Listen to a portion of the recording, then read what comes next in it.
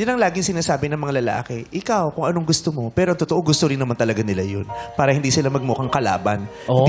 Hindi magmukhang sa inyo naman talaga galing yung dahilan kung ba tayo naghihiwalay. Diba? Para nasa amin yung guilt. Para pag tinanong, Yung sino bigat. nakipaghiwalay? Kami. Pero gustong gusto, diba? Intagal nyo naman ang inaantay na maghiwalay tayo, diba? Ganyan naman kasi kayo mga babae.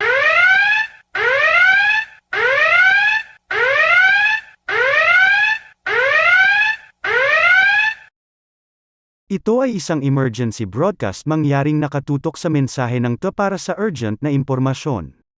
Ang Pilipinas ay nasa state of emergency dahil sa namataan na mga sunod-sunod na pagsabog sa Kamaynilaan, kinumpirma ng PNP na ang isang teroristang grupo ang nasa likod ng mga pag-atake. Mangyaring nakatutok para sa iba pang mga impormasyon.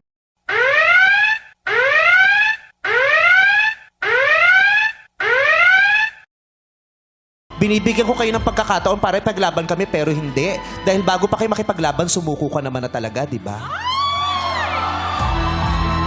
Huwag nga kayo mag-react na kala nyo may kinalaman kayo sa relasyon natin. Yun ang mahirap sa inyo, relasyon namin pero marami kayong reaksyon. Bakit?